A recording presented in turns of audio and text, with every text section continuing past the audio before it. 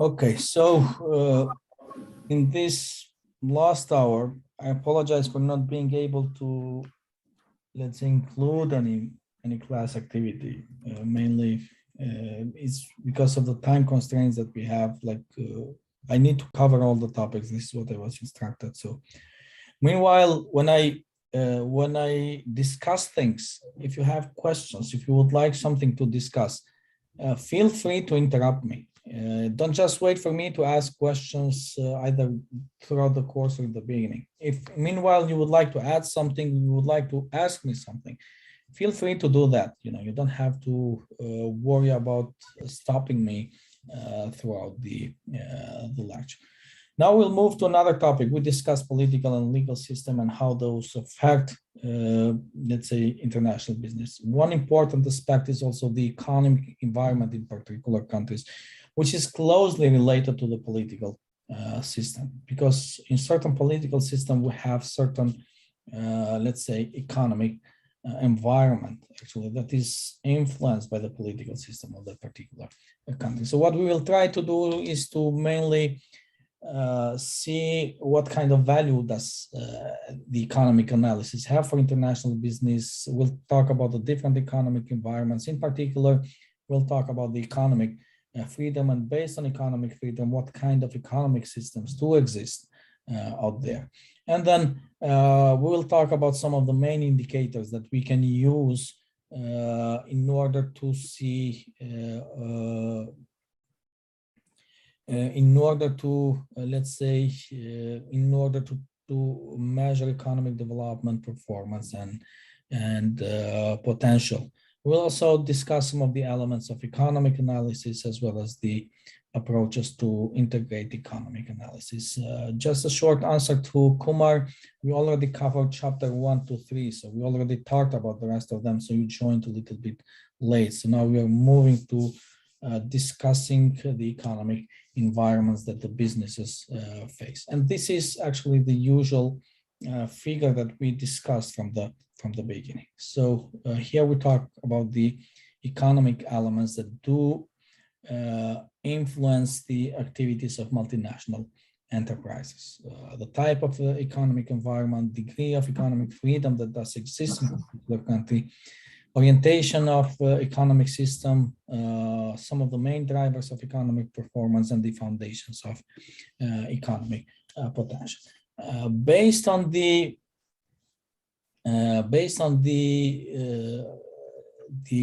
level of development, we can distinguish different types of economics. And I'm sure many of you have heard of this way of how we categorize the economies. Usually we talk about developed economies, and these are countries that usually do have high income levels. They do have advanced technologies, sophisticated infrastructure, also high living standards, but especially they have slowing growth because they have already achieve, let's say, their maturity. Usually we talk about European Union countries, Australia, Canada, Japan, New Zealand, Norway, Switzerland, and United States, which are known as the developed economies. On the other side, we have developing economies. And these are usually the economies or the countries that do have low incomes, limited industrialization, basic infrastructure, challenging living standards, and chronic civil difficulties.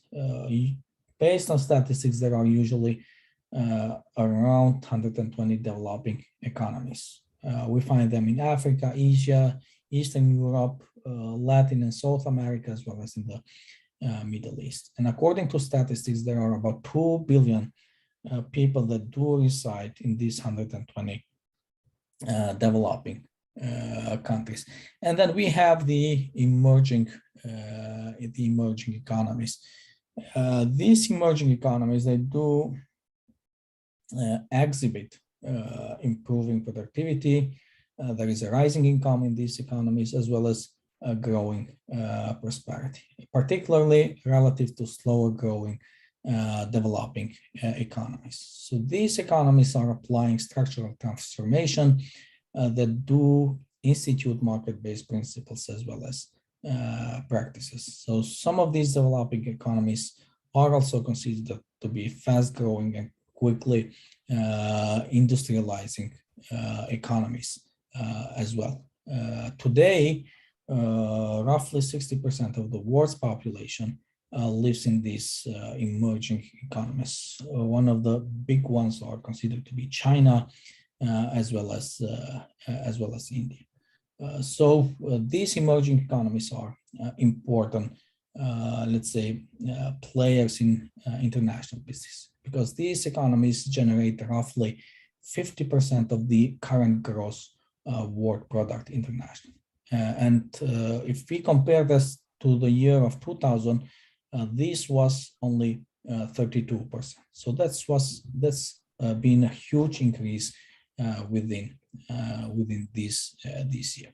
And as we said earlier, one important aspect which we can use when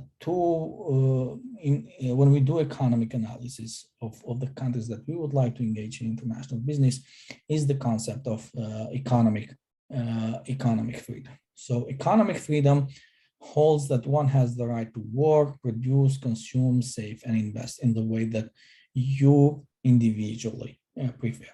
But we need to know, when we talk about economic freedom, there is no absolute economic freedom, a total, let's say, economic freedom. Even, let's say, the most free economic country like Singapore and New Zealand, they still have, let's say, particular restrictions when it comes to the economic freedom. Although, let's say, they are known as the most free economic countries, let's say, internationally. Even for this, there is the Economic Freedom Index, which does estimate the economic freedom in 180 countries internationally. So this economic freedom does measure the absence of government constraint on the production, distribution, or the consumption of goods and services beyond the extent necessary for citizens to protect and maintain liberty in this case. When we talk about economic freedom, in particular the value of economic freedom, the economies that usually do implement policies that do institute this economic freedom, they do enjoy a range of benefit, because that does support higher growth in the short, medium, as well as long term. And this higher growth actually supports higher personal incomes for the citizens. So that's why in economically free countries, it is more than double the worldwide average and 4 times higher than in mostly unfree and repressed economies internationally. So that shows that actually there is lots of value in economic freedom, actually, which is practiced in different countries. So according to, so these are some of the main dimensions of the Economic Freedom Index, on how they, let's say, rank the countries based on these dimensions. So the first one is the rule of law, limited government restrictions, regulatory efficiency, as well as open markets. So you see also some of the main components which are related to this particular category and what they are actually measuring in this case. So, for example, property rights. Mainly what we measure here is the ability of individuals to accumulate, to use, to trade and sell private property. How is that protected and safeguarded by, let's say, explicit laws that are implemented in the country, and these are fully and fairly enforced by the state, that do protect the property rights of these individuals. Also, the economic freedom can be used to, let's say, categorize these countries based on 5, let's say, based on 5 groups according to their economic freedom. this is the same when we discussed about democracy. So we have 3 countries, and their score should be between 80 to 100. And usually here we have like the main characteristics which are identifying these countries. So companies, whether it's domestic, international, they have no or maybe fewer restrictions that they have to go through or sell their products. The government does not institute or reinforce property rights, extensive property institutes, let's say, extensive property rights. Side corruption or risk of expropriation is extremely low. Just take, for example, countries like New Zealand, Singapore, Switzerland. So there is slight or no corruption at all. Also, the government does endorse openness to international trade and investment. So on the side, you have some of the representative nations. Then we have mostly free, and the score should be between 70 to 80. Here we have Canada, Colombia, Estonia, and the rest of the countries moderately free. You have even here some of the countries of, let's say, that are part of the European Union. So still that shows that the government does interfere in this particular country, like Belgium, Italy, for example. And then we have mostly unfree. And here we have, let's say, considerable state action that does interfere with the economy of the other countries. We have countries like Bangladesh, Brazil, China, Russia, Sri Lanka, Vietnam, Pakistan, and the rest of the countries. And in the last group, we have repressed countries with a score from 90 to 49.9. And these are the countries which are, let's say, known as being corrupted with pervasive and endemic corruptions. And there is an oppressive bureaucracy that does administer the regulations of these countries. So as you can see here, we have Venezuela, North Korea, Iran, Zimbabwe, and these countries that are known for their authoritarianism that we discussed earlier. That's why we said that political system is closely related to the economic system of certain countries. This slide.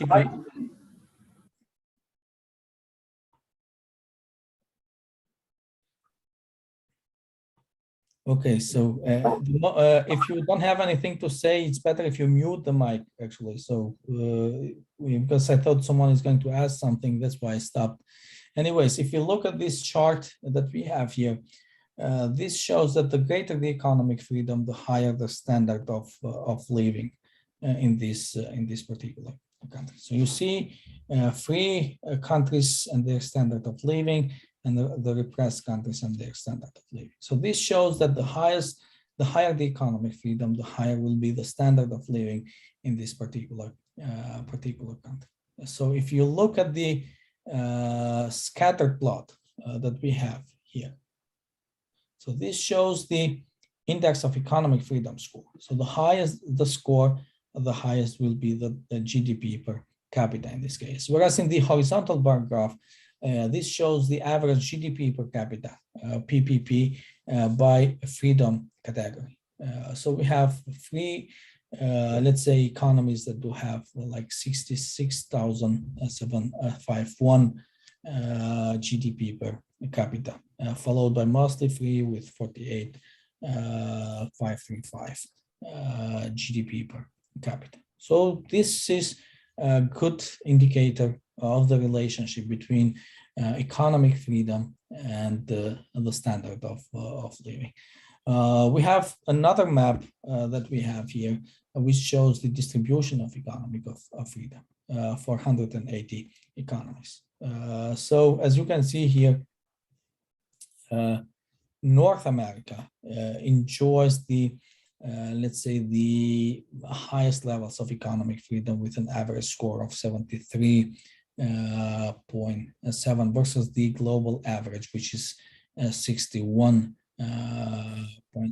If you look at the United States, it's actually a mostly free economy with a score of 76.6.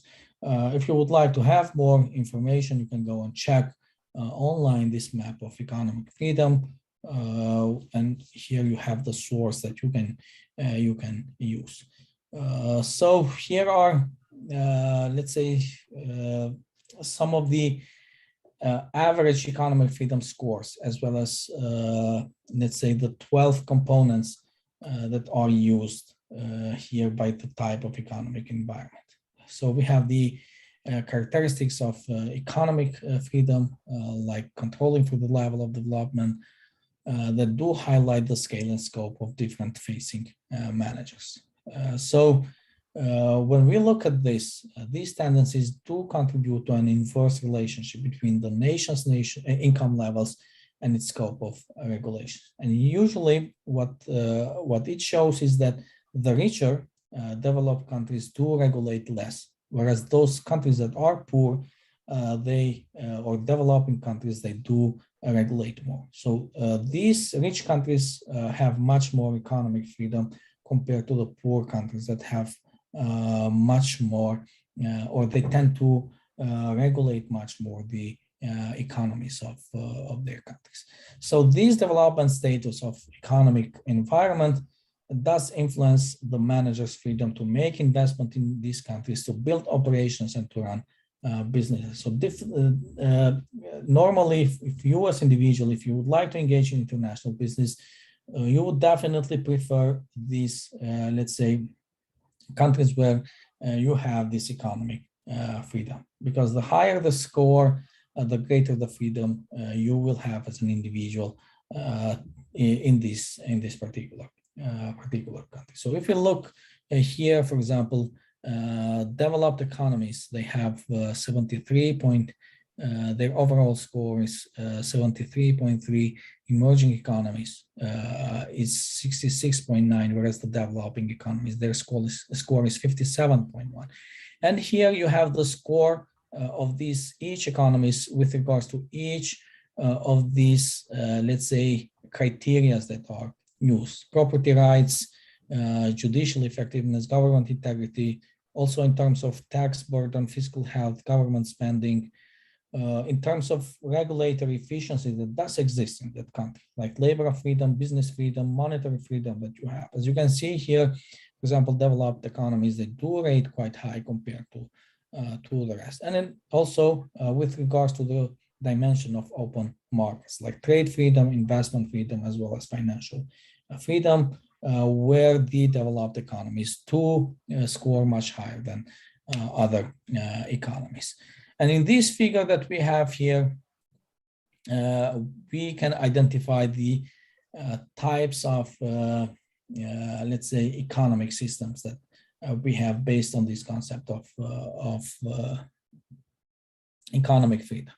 And usually those are rated based on the concept of a degree of economic freedom, ranging from low to high. So we have the command type of economic system. The government does owns most of all the resources. Government also advocates centralized, large-scale, capital-intensive production.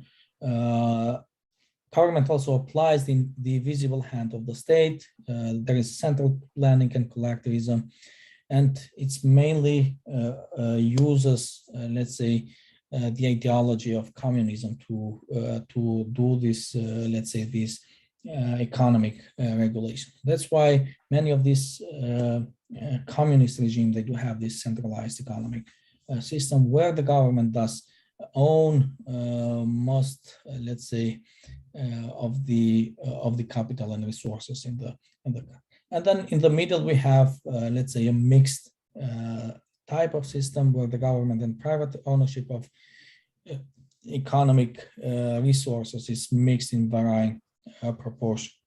Something we have in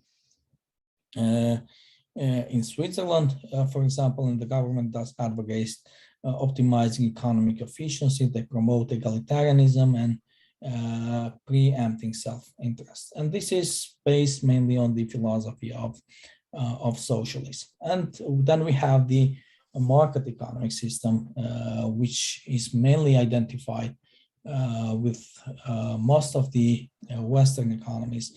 And here, the ownership is mostly private in these countries. They do advocate decentralized entrepreneurial innovation. They do apply the invisible hand in these cases, laissez-faire, property rights, and individual. And this is mainly identified with the concept of capitalism that usually we talk about. So how do we assess the economic development and performance and potential of particular countries? So before you would like to invest in one particular country, you would like to see, to measure the economic development of these countries. And there are particular ways on how to measure the economy of that particular country. And these are some of the monetary, let's say, indicators that you can apply. You can use the gross national income. I'm sure many of you with a background in economics know what is that. So this is the broadest measures of countries' economic performance. In this GNI, you have personal consumption, business investments, government spending, and the net exports of goods and services. Compared to GNI, you have also the GDP. Usually this is what we mainly use. So this is the total market value of all output which was produced within the nation's border. So it doesn't matter whether it is generated by a domestic or foreign-owned enterprise. So this is something that was produced within this country. So no matter whether local companies or international companies, as long as it was produced in the country. Then we have the gross national product. And this starts by estimating the market value of goods and services which were produced in a given year by both labor, assets, as well as the capital which was supplied by the resident of a country. And then it adds the income that the citizens of this country did earn by working abroad. However, when we do the GNP, when we analyze what we do, we remove the income which was earned by foreigners that work domestically. But still, this will later count toward their home nation's GNP. So these foreigners will be calculated in the GNP of their own home country, whereas the income of the local citizens that work abroad is calculated in the GNP of that particular country. There are also other means that we can use to assess the economic development besides GDP, GNI, and GNP. We can use the rate of economic growth, population size, and the PPP, the purchasing power parity in these cases. So these are some important indicators that we can use in a way to measure the economic development as well as the economic development as well as the performance and potential of these economies as potential let's say business investment destinations. So when we talk about purchasing power parity, that controls the differences in the relative cost of living between countries. One important aspect when we talk about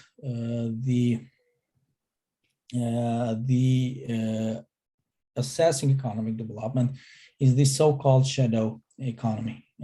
Sometimes we call it a black, gray, or parallel market, or the informal economy that does exist in these countries. So anywhere in the world, wherever you go, we have this shadow economy. So this would include like extra legal activities. I don't know, driving an unlicensed shuttle, travel visa violations, under the table activities as well, unregistered day care centers, for example. So see, this kind of illegal activities do also constitute part of the shadow economy, like drugs, prostitution, illicit gambling, cigarette and alcohol smuggling. No matter how hard the countries try, but still that's part of the shadow economy. And usually these are not actually included or fall beyond the official statistics that we see for each and single country. And actually in this table here, we have the 10 largest economies and their GDP, which is adjusted to their PPP or purchasing power parity. We have China, United States, followed by India, Japan, Germany, Russia, Indonesia, Brazil, United Kingdom, and France. That do constitute the 10 largest economies.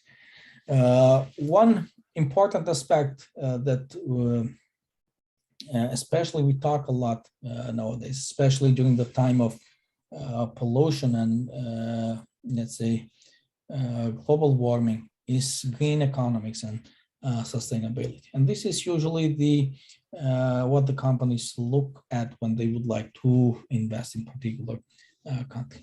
So this represents the performance of an economy beyond the informations that were provided by monetary aggregates that we discussed earlier, like GNE, GDP, and GNP. So this is an important indicator that the organizations actually can use to analyze a country. When we talk about green economics, that holds that an economy is a component of and it's dependent on the natural world. And here we use the concept of sustainability, which advocates accounting for the gains and the costs of growth by complementing monetary metrics with measure the economic performance of this country that do estimate meeting the needs of the present without compromising the ability of future generations to meet their own needs.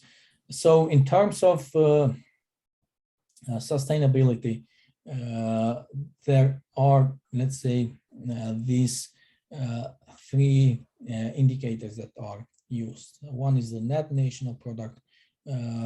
Countries can measure the depletion of natural resources and degradation of the environment that results from making and consuming products. Then we have the genuine progress indicators. This measure starts by applying the same accounting framework which was used when we do estimate the GDP.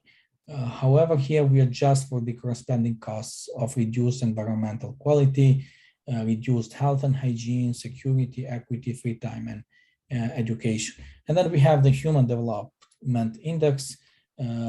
Here we have the methods of human development. So still these do not show up immediately in the performance measures, but these are an important measure of sustainability of these economies. Usually, United Nations translates this view into the HDI, the Human Development Index, and its primary components that are longevity, which is measured by life expectancy at birth, knowledge, adult literacy rate, and the standard of living. Usually, this is measured by the GNI per capita, or the PPP in these cases. Also, we can use, let's say, other indexes if we would like to analyze particular countries as potential investment. And that's the first one is actually stability that we can use, or the so-called happy economy. So rather than assessing the potential of economy for increasing affluence, happy economics and welfare economics do encourage like including in the analysis elements of psychology, health, security, as well as sociology. And these are some of the main indexes that we can use, let's say, to analyze different countries. Your Better Life Index, Gross National Wellness, Gross National Happiness, and the Happy Planet Index as well. So these are some of the main indicators that we can use. And in this table that we have here, we have some of the key components that we can use to do an economic analysis of each and single country. And here you have the different specifications of what we analyze with regards to this dimension and what kind of implication does that have. So if you would like to do an economic analysis of a particular country, what you do, you study balance of payments in that particular country, deflation, the percentage or the amount of foreign direct investment, income distribution in this country. You can also study and analyze the misery index, poverty, public debt, as well as the unemployment rate in that particular country. So based on this, then you can decide whether you would like to invest or not in that particular country. There are other elements of economic analysis for international business managers that they would like to consider. And I'm sure you have heard of some of these indexes. One of them is the GCI, which is the Global Competitiveness Index. And this is something that we use a lot, especially in doing economic analysis. Then we have the World Competitiveness Index, Global Innovation Index, the Best Countries Index, as well as the Where to Be Born Index. More details, I think, if you would like to know about each of these single indexes, I think they have their website where you can get actually the scores. So in this table that you see here, this shows actually the size of economies when in these cases when profiling the connection of the conceptual anchor, economic freedom, to meta measures of economic vitality. So this table reports the economic freedom score for various countries, as well as their ranking on these preceding indexes. So for example, how Singapore rates on the Global Competitiveness Index, the World Competitive Index. As you can see in the Global Innovation Index, it is ranked 8, although in the Global Competitiveness and the World Competitiveness Index, it is rated 1. Best Countries Index, it goes to number 15, and Where to Be Born Index, it is ranked as number 1. So as you can see here, Switzerland, for example, has a much higher ranking, although in the Global Competitiveness Index and the World Competitiveness, the Global Competitiveness and the World Competitiveness Index, it's rated 5 and 3. However, in the rest of the indices, it is rated as number 1. So you can use, for example, these, let's say, these indicators or these indices to do an analysis and decide where you would like to move next in engaging in international business. And here you have the type of economy, for example, identified with each and single countries and how they are ranked in terms of all these indices. So that was all with regards to this